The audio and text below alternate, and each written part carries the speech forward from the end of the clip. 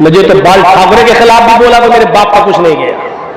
और क्या जाएगा, कोई आसमान से टपकता हुआ कोई फरिश्ता थोड़ी था बाल ठाकरे। उसने हमारे नबी को गाली दी थी। उसने कहा था मोहम्मद अय्याश था, मक्कार था, 11 औरतें रखता था। तो हमने कह दिया था जवाब में, 11 बीवी रखने वाला अगर मक्कार और अय्याश था तो कृष्ण जी 16,108 रखे थे, वो क्या थे। उसने फिर तकरीर में कहा था अगर मैं प्रधानमंत्री बन गया तो हरा रंग बंद कर दूंगा। हरा रंग मुसलमानों का रंग है, इस्लामी रंग है, मैं हरा रंग बंद कर दूंगा, हर जगह लाल रंग के झंडे को, केसरिया रंग के झंडे को लागू कर दूंगा। मैंने उसके जवाब में कहा था ठाकुर जी, लाल रंग से इतना प्यार, हरे रंग से इतनी नफरत, ये नफरत करना छोड़ दो, क्योंकि हरे रंग की सब्जियां खा खाकर तुम जिंदा हो, लाल रंग की चीज तुम्हें नसीब नहीं होती है। सिर्फ टमाटर खाते हो बस, और गाजर और चुकंदर, कितना खाओगे। लाल रंग की चीज वो है जो हमारे बिहार और बंगाल में खाई जाती है। हमने कहा वो खाना शुरू, मैं तो नाम लिया था, यहां नाम नहीं लूंगा, मुझे डर लगता है यहां नाम ले लूं तो कहीं यूपी के होने वाले चुनाव में मीडिया वाले उसी चीज को उछाले और बीजेपी को फायदा ना पहुंचाए। वैसे बीजेपी को हम मुसलमानों में बहुत से लोग मिल गए फायदा पहुंचाने के लिए, संतुष्टि के साथ वो बैठी हुई है कि हम तो जीत रहे हैं, हम तो निकल रहे हैं, क्योंकि हमारा काम तो मुसलमान ही लोग कर रहे हैं। मैंने इशारे में बहुत कुछ कह दिया है, बहुत ही मौजरत के साथ अगर किसी को बुरा लगा हो तो लगता नहीं, मैं माफी नहीं मांगता हूं। जुर्म ही नहीं किया तो माफी क्यों मांगू, मैंने कोई गलती नहीं की बोलकर, इसलिए माफी मांगने का सवाल ही पैदा नहीं होता है। तुझे बुरा लगा है तो ये तेरी विचारधारा है, अपने विचारधारा को आगे बढ़ा और सोच और समझ, ये सोचने और समझने की चीज है। इत्मीनान के साथ बैठी हुई है बीजेपी कि हमारा काम तो हो रहा है। आपको एक राज की बात बताऊं, मेरे पास यूपी की कुर्सी संभालने वाला, उसका भेजा हुआ एक आदमी लखनऊ में मेरे पास आया और मुझसे कहता है मौलाना साहब आप ये तो बीजेपी का प्रचार करिए और ब्लैंक चेक ले लीजिए, जो चाहिए वो ले लो, खुलकर आइए बीजेपी में, हम स्वागत करेंगे। पूरे उत्तर प्रदेश का हम आपको अल्पसंख्यक का अध्यक्ष बना देंगे। मैंने कहा नहीं साहब, बीजेपी में हम नहीं जा सकते, बीजेपी में हम जाएंगे तो हमारी खबर खप जाएगी। तो कहने लगा तो फिर तुम्हारे एक मुसलमान भाई भी हैं, नाम समझ गए ना, मैं नहीं लूंगा, आपके एक मुसलमान भाई भी हैं, वो लड़ रहे हैं, वो हम लोगों के बड़े विरोध में रहते हैं, फिर आप उस पार्टी का प्रचार कीजिए। मैंने कहा आपको क्यों इंटरेस्ट है उसमें, कहा कि उनके प्रचार से हमें फायदा हो जाएगा। हमने कहा नहीं, अगर मैं अखिलेश का साथ दे दूं तो, बोले अखिलेश का साथ दोगे या मायावती का या कांग्रेस का, तो जो हाल मौलाना कलीमुद्दीन का किया वही हाल तुम्हारा भी कर देंगे, जेल में ठूस दिए जाओगे। इतना याद रखना, मैं वार्निंग देने आया हूं, धमकी देने आया हूं आपको, या तो हमारा साथ दीजिए और हमारा देने से मुसलमानों में आपकी छवि खराब हो रही है तो उस पार्टी में चले जाइए और हमारे योगी जी को जितनी गाली दे सकते हो दीजिए, क्योंकि हमें फायदा होगा। अगर अखिलेश या मायावती के साथ गए तो जेल में सड़ा दे। हमने कहा जुर्म क्या किया मैंने, क्या कहता जुर्म करता कौन है, जुर्म करता कौन है, आपको कोर्ट में साबित करना है कि हमने जुर्म नहीं किया। यह साबित करने के लिए आपको 10 साल लग जाएंगे। यह धमकी आई है मेरे पास, या तो इसका साथ दो, इसका नहीं दे रहे हो तो उसका साथ दो। खुली किताब है यार, क्यों मुझसे कहलवाते हो। मैं बिहार में नहीं कहना चाहता हूं, बंगाल में ममता दीदी ने पूरी इजाजत दी है, खूब बोलो, मैं देता हूं, जाता हूं, बोलता हूं, नाम भी लेता हूं, इसलिए कि जहां मेरे ऊपर केस होने का खतरा नहीं है वहां लेता हूं, नाम भी लेता हूं। अपने आप को बचाना भी जरूरी है। समझो, पहचानो, गौर करो, ये देखो, इस वक्त कोई तुम्हारा नहीं है, ये सच है, कोई तुम्हारा नहीं, ये सच है। लेकिन ये भी सोच लो कि इस वक्त हमें अपने आप को बड़े नुकसान से बचाना है तो छोटा नुकसान आपको करना पड़ेगा। आप ये सोचो कि छोटा नुकसान नहीं, आपके पैर में कैंसर है, डॉक्टर ने कह दिया पैर काटना पड़ेगा, नहीं तो आपकी जान जा रही है। इसलिए बड़ा नुकसान यह है कि मेरी जान चली जाए, बच्चे बेचारे यतीम हो जाएंगे। और छोटा नुकसान यह है कि हमारा पैर कट जाए लेकिन बच्चे तो हमारे सामने रहेंगे। तो बड़े नुकसान से बचने के लिए छोटा नुकसान कर दो, यानी अपना पैर कटा के अपनी जान बचा लो। यही अक्लमंदी है, यही अक्लमंदी है। ये देख लो इस वक्त कि हमारा बड़ा नुकसान किसमें और छोटा नुकसान किसमें है। ये देखना पड़ेगा तुम्हें। हमारी बीवी को बच्चा हो रहा है, डॉक्टर ने कह दिया कि आपकी बीवी या आपके बच्चे में से मैं किसी एक को बचा सकता हूं। जर्जीस को बच्चा भी प्यारा है, जर्जीस को बीवी भी प्यारी है, लेकिन दोनों में से एक बचेगा। कलेजे पे हाथ रखकर कह दिया बीवी को बचा लो, बीवी रहेगी तो बच्चे तो बाद में और भी आ जाएंगे। अगर बच्चा जा रहा हो जाने दो। अक्लमंदी यही है, वरना दोनों मारे जा रहे हैं। तो मेरे प्यारे साथियों, बड़े नुकसान से अपने आप को बचाने के लिए छोटा नुकसान करना पड़े तो कर दो। इस्लाम के उसूलों पर आ जाओ, इस्लाम के ज़ाब्तों को पकड़ो। चंदे का ऐलान हो रहा, दो। यही चीजें कामयाबी की दलील है। मैं ऐलान नहीं करूंगा, मैं बैठूंगा नहीं, मैं आपसे रुपया लेने के लिए यहां पर बैठकर इंतजार नहीं करूंगा। याद रखो, एक मिसाल देके जा रहा हूं। बिहार वालों खुशनसीब हो, बंगाल वालों खुशनसीब हो कि तुम्हारे यहां मदरसों पे कोई पाबंदी नहीं है। सरकारी स्कूलों में तुम पढ़ा रहे हो, मदरसे खुले हैं, बंगाल में खुली इजाजत है। हम यूपी वालों से पूछो, हमारे मदरसे बंद किए जा रहे हैं, मदरसों पे छापे मारे जा रहे हैं, मदरसे की उस्तादों पर नजरें रखी जा रही हैं, सीसीटीवी कैमरे लगाए जा रहे हैं, हमारे यूपी के मदारिस को बंद करने की प्लानिंग हो रही है। याद रखना, अगर ये मदरसे जो आप लोगों के इसी चंदे से चलते हैं, अल्लाह न करे कि यूपी वाला माहौल आपके यहां आ जाए, ये मदरसे अगर बंद हो गए तो कोई फिर अली मियां नदवी जैसी शख्सियत पैदा नहीं होगी, फिर कोई एहसान इलाही ज़हीर जैसी शख्सियत पैदा नहीं होगी, कोई इब्ने तैमिया और इब्ने क़य्यिम बनकर नहीं निकलेगा। याद रखना, कोई फिर अबू हनीफा और इमाम शाफी, इमाम मालिक और इमाम अहमद इब्ने हंबल बनकर नहीं निकलेगा। आप चाहते हैं कि दीन बाकी रहे, आप चाहते हैं कि इस्लाम बाकी रहे, तो इन मदरसों की हिफाजत करो। रुपयों से, पैसों से, दौलत से आप दीजिए और इन मदरसों को जिंदा रखिए।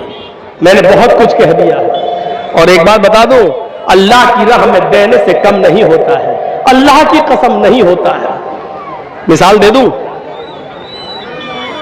एक कुतिया कितने बच्चे पैदा करती है?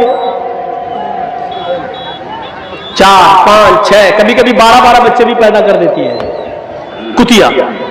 लेकिन आप देख लीजिए, एक कुतिया 5, 6, 10 बच्चे पैदा करती है, लेकिन रास्ते में जाइए, कुत्ते और कुतियों की तादाद आपको बहुत कम दिखेगी। क्यों? बस सड़क पे कोई ट्रक से मर गया, कोई उस बस से मर गया, कोई इससे मर गया।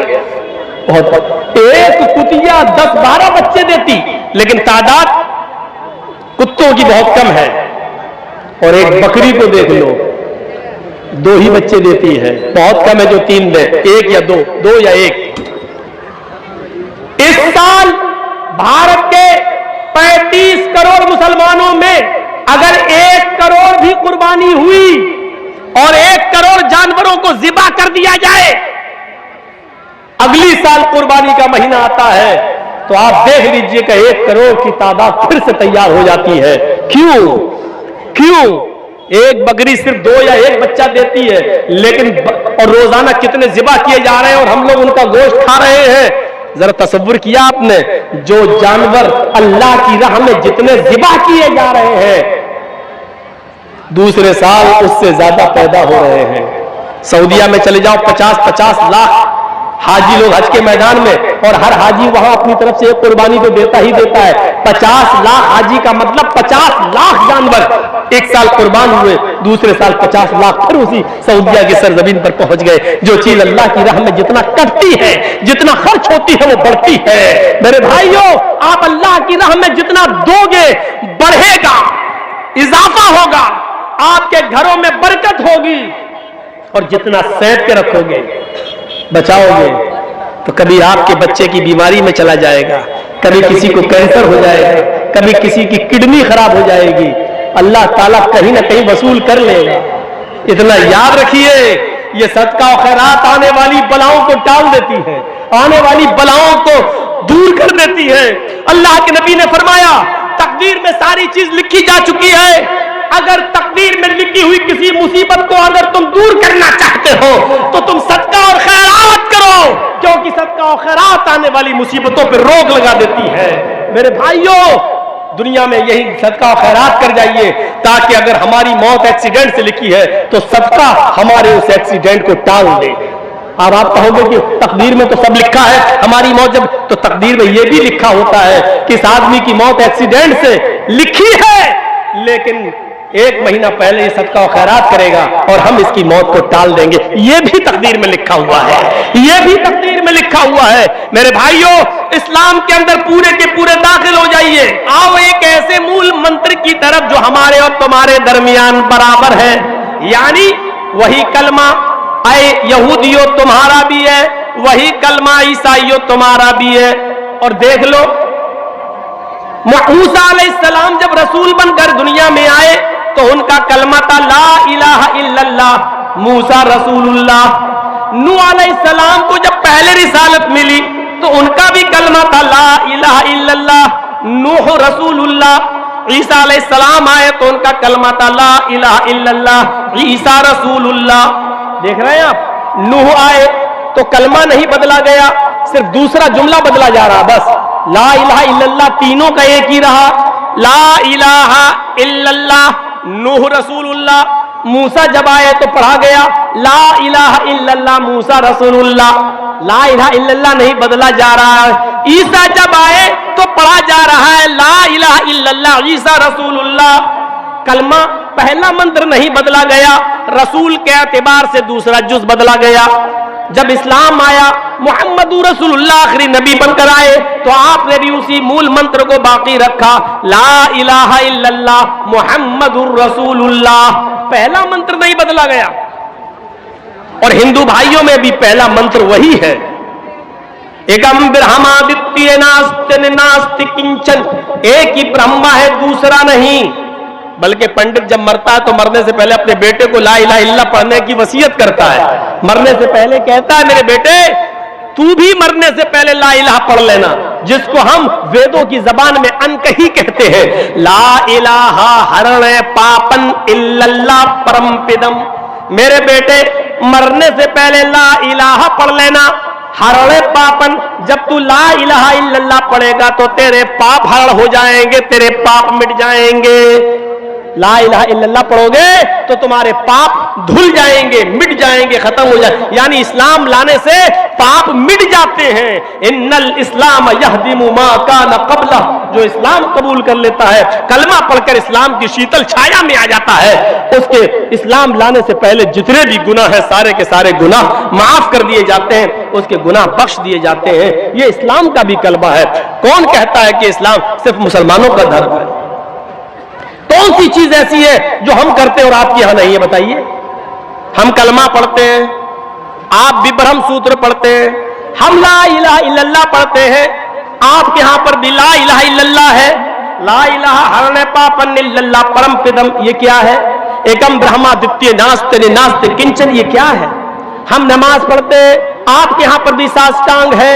8 अंगों को जमीन पर रखो, 8 अंगों को जमीन पर रखो, यानी नाक और माथा 2, 2 हाथ 4, दोनों घुटने 6 और दोनों पैर 8, यानी सजदा करो। हमारे यहां नमाज है तो आपके यहां साष्टांग है, यानी सजदे का जिक्र आपके यहां पर भी है। बल्कि कृष्ण जी ने अर्जुन को 5 वक्त की नमाज पढ़ने का हुक्म भी दिया श्रीमद् भागवत गीता के अध्याय 6 मंत्र नंबर 10 में। योगी युज्जित सततमात्मानं रासि स्थिता एकाकी अच्युतात्म निराशीर परिग्रह। जब तुम ईश्वर की पूजा करने खड़े हो तो पूरे शरीर का योग कर लो, पूरे शरीर की एक्सरसाइज कर लो। हृदय नमा, सीने पे हाथ रख लो, हृदय दिल नमा, सर को झुका लो सजदे की जगह पर, हृदय दिल हाथ। हिंदू को देखते हो आप, ऐसे करता है मूर्ति के सामने खड़ा ऐसे, ओम भूर्भुवः स्वः। किसी हिंदू को आपने ऐसे ऐसे नहीं देखा होगा, ऐसे ही देखा होगा। क्यों? दिल से इबादत या दिल से पूजा। ये हृदय, जब ईश्वर की पूजा करने खड़े हो तो दिल पर हाथ रख लो। हम लोग भी अल्लाह अकबर कहकर यहां हाथ रख लेते हैं, जो लोग जहां रखते हैं हमें उनसे कोई एतराज नहीं है, लेकिन इबादत दिल से होती है, इस बात को याद रखिए। हृदय नमा, अपने सीने पर हाथ रख लो। अर्जुन कह रहे हैं, कृष्ण कह रहे हैं अर्जुन से, कृष्ण जी अर्जुन से, सतत महात्मानम, और हमेशा पढ़ते रहना, कभी छोड़ना नहीं। रास्ते स्थित, एक दिन छोड़ दोगे धर्म से हट जाओगे। अल्लाह के नबी ने क्या कहा, मन तरक सलात मुतअम्मिदन फक़द कफर, जिसने कसदन जानबूझकर एक वक्त की नमाज छोड़ी उसने कुफ्र किया। एकाकी अच्युतात्मा निराशीर परिग्रह, एक अल्लाह के सामने खड़े हो जाओ, यच्युतात्मा, अपनी आत्मा को वही लगा दो, इधर उधर मत देखो। ऐसे नहीं, हम लोग क्या करते हैं, अब तो बहुत से लोग ऐसे करने लगे। अब कहीं इमाम साहब ने अगर कहीं लंबी सूरत पढ़ दी, अलिफ लाम मीम ज़ालिकल के, तो चौंक जाएगा है, ये तो बहुत लंबी सूरत है, फिर ऐसे घड़ी देखेगा। आजकल ये हो रहा है, कभी कभी तो ऐसे भी देख ले, ऐसे भी हो जाती है। जबकि कृष्ण जी अर्जुन से कह रहे हैं, यच्युतात्मा, आत्मा वही लगी रहे, दिल इधर उधर नहीं होना चाहिए, एकाकी, एक जगह। निराशीर परिग्रह, सारे देवी देवताओं से निराश हो जाना, ऊपर वाले से निराश मत होना।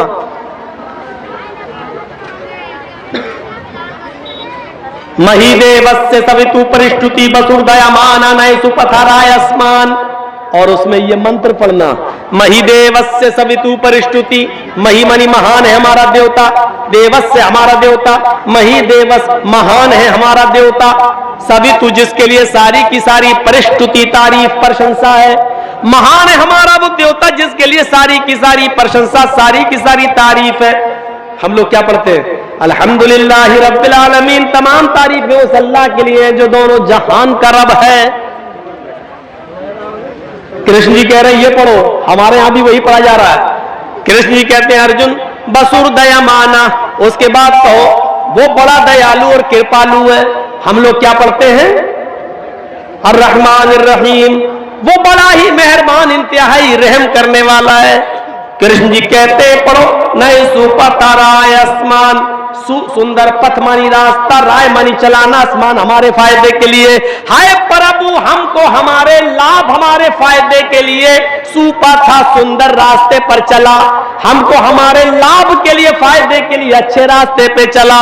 हम और आप क्या पढ़ते हैं, इहदिना सिरातल मुस्तकीम, हाय अल्लाह हमको सिराते मुस्तकीम पर, सीधे रास्ते पर चला। कृष्ण जी के जो कह रहे हैं वही हमारे नबी ने भी कहा है। इसीलिए मैं कहता हूं कि हिंदू मुस्लिम की राजनीति करने वाले अगर अपनी किताबें पढ़ लें तो कभी इस्लाम से नफरत नहीं करेंगे, मुसलमानों से नफरत नहीं करेंगे। उनके बस में नहीं है नफरत करना, अगर वो किताबें पढ़ लें। जैसे हम इस्लाम पढ़ने के बाद और हिंदू धर्म की किताबें पढ़ने के बाद किसी हिंदू से नफरत नहीं कर सकते, क्योंकि हमारा कुरान कहता है एक मनुष्य को, एक नफ्स को अगर किसी ने कत्ल कर दिया तो वो पूरी दुनिया का कातिल है।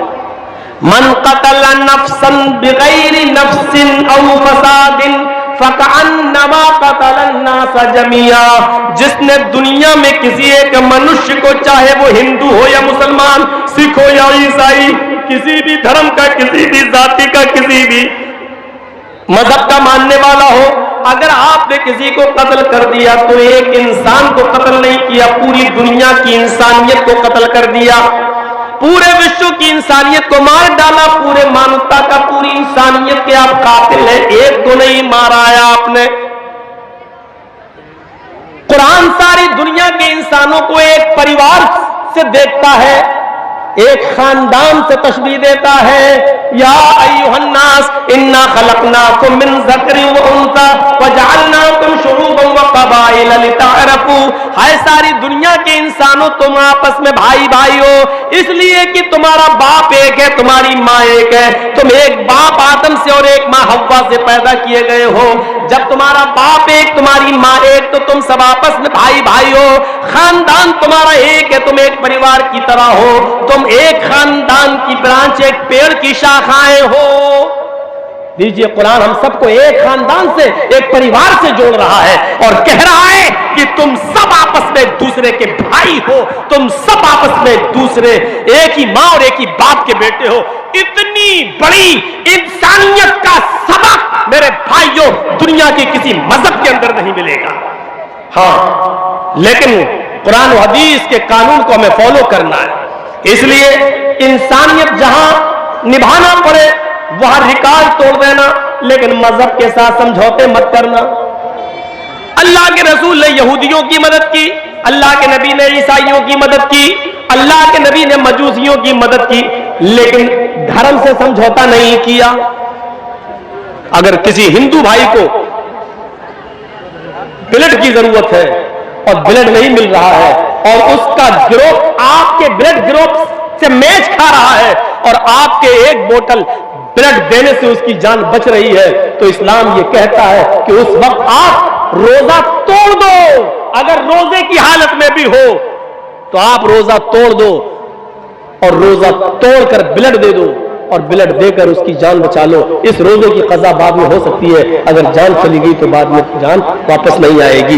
एक गैर मुस्लिम के लिए इस्लाम ये कहता है कि तुम अपना रोजा तोड़कर ब्लड देकर उसकी जान बचा लो, रोजे की कज़ा बाद में कर लेना। इंसानियत निभाई तो इतनी, लेकिन यह भी नहीं कहा कि तुम उनके मंदिरों में जाकर सजदा कर लो। अल्लाह के नबी ने कहा, कुरान की आयत नाजिल हुई जब काफिरों ने कहा कि 6 महीने आप हमारे माबूद की इबादत कर लें, हमारे खुदा, और 6 महीने में आपके माबूद की, आपके रब की इबादत कर लेते हैं, तो अल्लाह के नबी ने साफ कह दिया लकुम दीनुकुम वलियद दीन, ये नहीं होगा। इंसानियत हम निभाएंगे लेकिन दीन के साथ समझौता नहीं करेंगे। तुम्हारे लिए तुम्हारा दीन और हमारे लिए हमारा दीन, ये समझौता नहीं कर सकते। कयामत की निशानियों में से एक निशानी ये बताई, युस्बिहु रजुलु मुमिनन व युमसी काफिरन व युमसी मुमिनन युस्बिहु काफिरन। एक मुसलमान को तुम देखोगे सुबह फजर की नमाज पढ़ेगा, नमाज पढ़ने के बाद कुरान की तिलावत करेगा, मिस्कीनों को गरीबों को खाना खिलाएगा, सुबह सवेरे उठेगा तो वो मोमिन होगा, लेकिन शाम का सूरज डूबने से पहले पहले वो काफिर हो जाएगा। ये कयामत की निशानी बताई। एक जमाना ऐसा जाएगा कि मुसलमान सुबह हालत ईमान में उठेगा लेकिन सूरज डूबने से पहले पहले वो काफिर हो जाएगा। आज ये चुनाव का दौर है और देख लीजिए आज चुनाव के इस दौर में ऐसा हो रहा है या नहीं हो रहा है। एक बेचारा मुस्लिम कैंडिडेट सुबह उठता है, फजर की नमाज पढ़ने जाता है, कुरान की तिलावत भी करता है, गरीबों की मदद भी करता है, ज़ुहर भी पढ़ता है, लेकिन उसको मालूम है कि हमें हिंदू लोगों का भी वोट लेना है, हिंदू भाइयों का भी वोट चाहिए। हिंदुओं को खुश करने के लिए वो उनके मंदिर में चला जाता है, वहां जाकर टीका भी लगा लेता है और मूर्ति पे जाके वो हार भी चढ़ा देता है, इसलिए कि ऐसा करने से हमें हिंदू भाइयों का वोट मिल जाएगा। मेरे भाइयों, सुबह वो हालत ईमान में उठा लेकिन शाम होने से पहले पहले उसने कुफ्र कर लिया है। फरमाया अल्लाह के नबी ने, ये कयामत की निशानी होगी, एक मुसलमान हालत ईमान में उठेगा लेकिन शाम होने से पहले पहले वो काफिर हो जाएगा। यबीउ दीनहु बिइरदिन मिनद दुनिया, दुनिया के चंद सिक्कों को हासिल करने के लिए वो अपना दीन बेच देगा। दुनिया के चंद टुकड़ों को पाने के लिए वो अपना दीन का सौदा कर देगा। दुनिया के चंद सिक्कों के लिए वो अपने दीन की सौदेबाजी करेगा। अपने मुआशरे और समाज पर ऐसे मुस्लिम कैंडिडेटों पर नजर रखो जो गैर मुस्लिमों का वोट पाने के लिए टीका भी लगा रहे हैं और मूर्तियों पर हार भी चढ़ा रहे हैं। और दलील क्या देते हैं, अरे हिंदू भाई भी तो कैंडिडेट है, वो भी तो रोजा रख लेता है या इफ्तार पार्टी में आ जाता है, वो भी तो टोपी लगा लेता है, हमें क्या मतलब है, हमें उससे क्या मतलब है वो क्या कर रहा है। लेकिन आपकी शरीयत आपको इजाजत नहीं देती है कि आप मंदिर में जाकर टीका लगाएं। टीका लगाना ये मुशाबिहत है गैर मुस्लिम से, और मन तशब्बह बिक़ौमिन फहुव मिन्हुम, जो जिस कौम की मुशाबिहत करेगा कयामत के दिन उसी के साथ उठाया जाएगा। मूर्तियों पर फूल और हार और मालाएं नहीं चढ़ाई जा सकती। अगर आपने मंदिर में किसी मूर्ति पर फूल और मालाएं चढ़ा दी तो माफ कीजिएगा बहुत से लोग दलील दे देंगे, जब आपका नेता मूर्तियों पर फूल और हार माला चढ़ा देता है तो हमने कब्रों पे अगर फूल चढ़ा दिए तो कौन सा जुर्म किया है, हमने यहाँ चादर चढ़ा दी तो कौन सा जुर्म किया है। मेरे भाइयों, किसी भी पत्थर पर फूल और माला खड़ा नहीं होया जा सकता है। अगर शरीयत ने किसी पत्थर को चूमने की इजाजत दी है तो वो सिर्फ हजरे अस्वद है जो खाने काबा में लगा हुआ है, सिर्फ उस पत्थर को चूमने की इजाजत दी है। अगर आसानी के साथ वहां जा सकते हो और उसको छू सकते हो तो छू लो, और चूम सकते हो तो उसको बोसा दे दो। लेकिन अगर ये आसान ना हो, भीड़ बहुत ज्यादा हो, तो हाथ का इशारा कर लो, बस इतना काफी है और आपको सवाब मिल जाएगा। दिल में नियत करो, अगर भीड़ ना होती तो मैं जरूर चूमता, लेकिन मैं नहीं चूम पाऊंगा क्योंकि भीड़ बहुत ज्यादा है। दाहिना हाथ उठाकर इशारा कर दीजिए और अपना चक्कर लगाना शुरू कर दीजिए। उस पत्थर को ही चूमा जा सकता है, उसका बोसा लिया जा सकता है, उसके अलावा किसी पत्थर को नहीं चूमा जा सकता।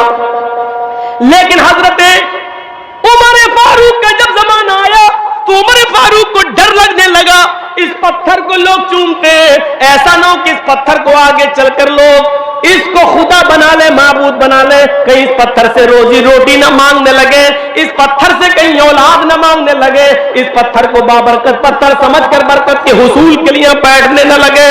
तो हजरत उमर फारूक ने तवाफ करने से पहले उस पत्थर पे हाथ रख के कहा था, आए पत्थर, अन्नका हजरुन ला तनफउ वला तजुर, आए पत्थर तू सिर्फ एक पत्थर है, आए हजरे अस्वद तू सिर्फ एक पत्थर है, तू किसी को नफा नहीं पहुंचा सकता, तू किसी को नुकसान नहीं पहुंचा सकता, तेरे अंदर नफा देने की और नुकसान पहुंचाने की ताकत नहीं है। मैं तो सिर्फ तुझे इसलिए चूमता हूं क्योंकि मुहम्मदुर रसूलुल्लाह को मैंने चूमते हुए देखा है।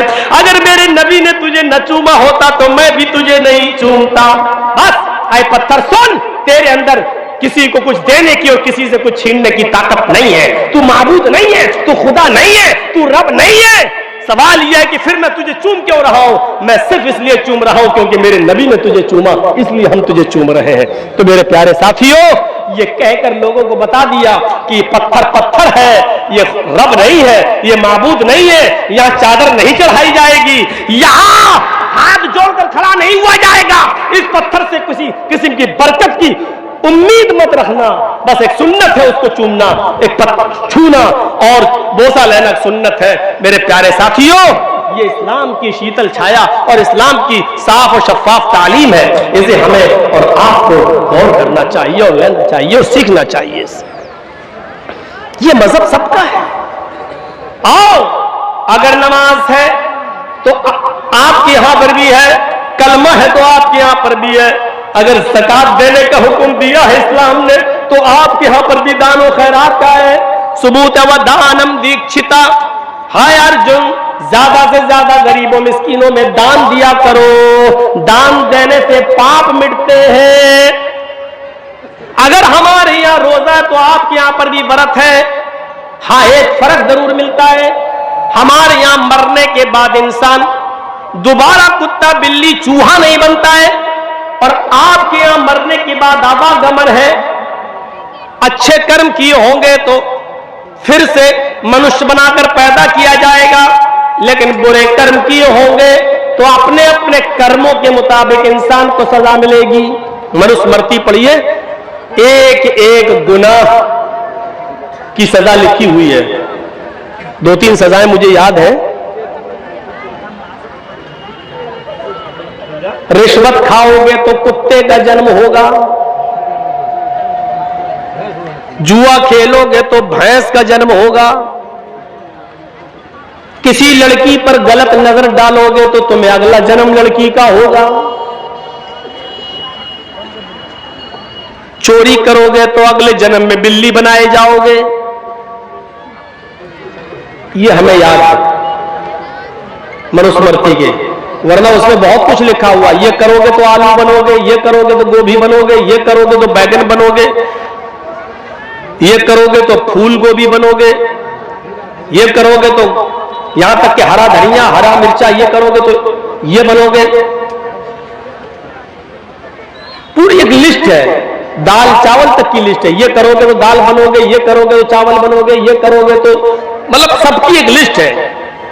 यानी ये सारी सब्जियां जो आप देख रहे हो ये पाप के नतीजे में मिल रही है हमें और आपको। ये सब पहले इंसान थी, इन्होंने जो जुर्म किए थे तब दाल बनाए गए। हम जो खा रहे हैं वो इंसानों को खा रहे हैं। पूरी एक लिस्ट है। एक बार मैं पढ़ रहा था मनुस्मृति, तो उसमें देखा तो मैं सोचने लगा, या अल्लाह, इसमें लिखा है कि जुआ खेलोगे तो भैंस का जन्म होगा। तो दुनिया में जितनी भैंसें हैं, इसका मतलब ये पहले सब इंसान रही होंगी। इन्होंने जुआ खेला होगा तो इनको भैंस का जन्म हुआ है।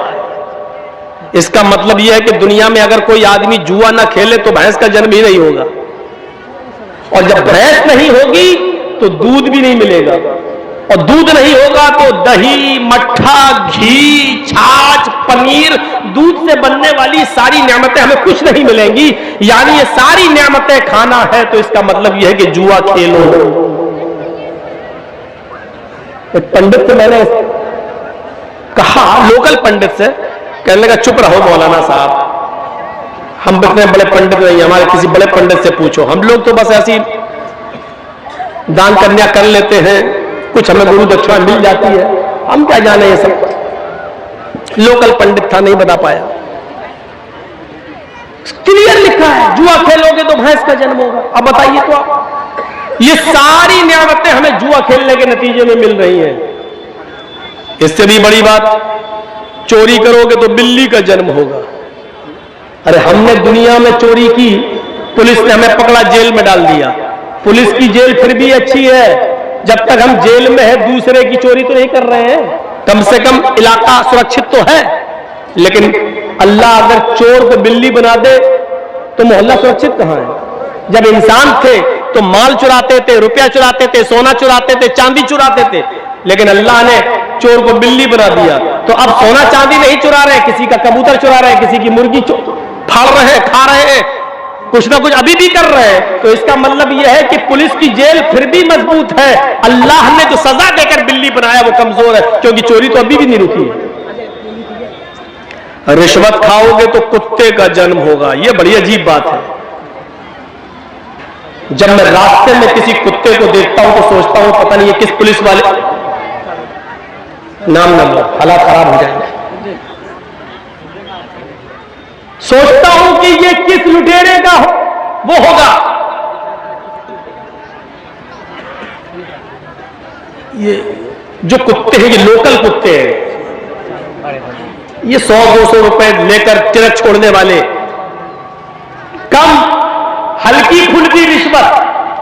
और एक कुत्ता वो होता है जो 20-22 साल की खूबसूरत लड़की, लवली, स्वीटी, प्रीति, ट्विंकल, कॉलेज में पढ़ने वाली लड़कियां, 40-50 हजार का कुत्ता नहला धुला कर और मुंह से मुंह लगा करके गाड़ी में बिठाती हैं और लेके एसी गाड़ियों में चलती हैं।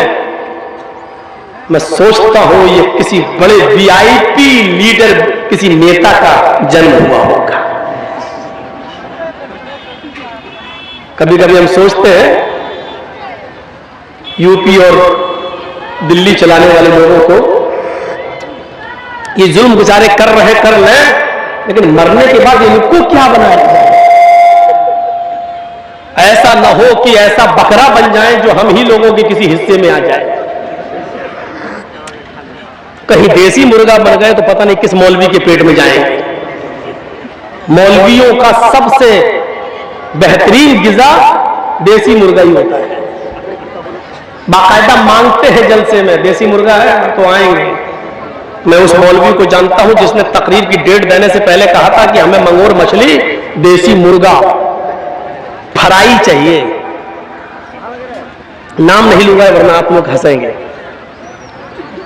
मैं सोचता हूं कि ये लोग दुनिया में बेचारे कर रहे करें, लेकिन आखिर इनको इनके धर्म के मुताबिक कौन सा जन्म होगा, क्या होगा। अगर हमें पता चल जाए कि ये वही आदमी है जिसका जन्म ये हुआ, तो हम तो उसको काटे ही नहीं, उसको रखे रहें, खिलाएं और पिलाएं और रोजाना उससे बात करें। साहब अब पता चला तुम्हें, तिल तिल तड़पाएं। लिखा है कि चोरी करोगे तो, रिश्वत खाओगे तो कुत्ते का जन्म होगा। और आखिर में एक सजा और जो हमें मालूम है लड़की को देखोगे तो अगला जन्म लड़की का होगा। दुनिया में जितनी लड़कियां जलसे में आई है ना, जलसे में ना दिखे लेकिन बाहर बाजार लगा हुआ वहां देख लो। अभी हम आ रहे थे, जो ले गया मंजर पता चल जाता है। ऐसा लग रहा था जैसे एक कुतिया के पीछे 10-10 कुत्ते लगे। हमने कह दिया जो कहना था, बुलाओ या ना बुलाओ, हम बहुत आजाद ख्याल के आदमी हैं।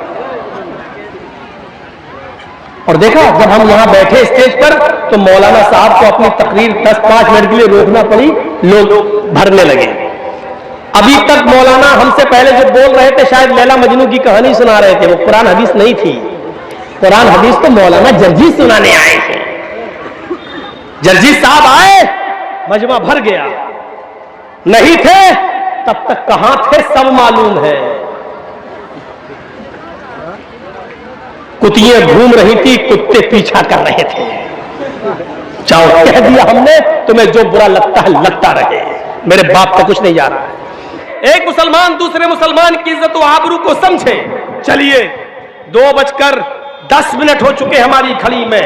मेरे भाइयों, मैंने 10 मिनट फिर भी ज्यादा ले लिया है आपका, फिर भी आपको देखकर थोड़ा सा रहम आ गया है हमें।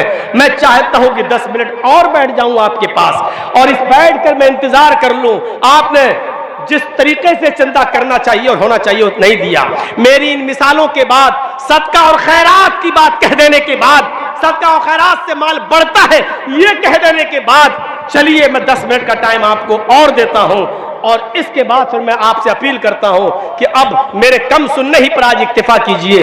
जिंदगी रही तो फिर कभी बुलाइएगा और इंशाअल्लाह मैनेजमेंट और टाइम के मुताबिक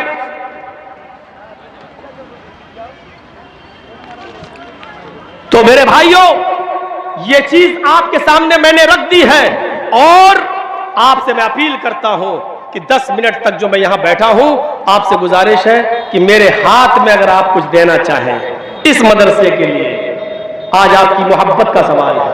मुझे देखना है कि आपको हमसे कितनी मोहब्बत है।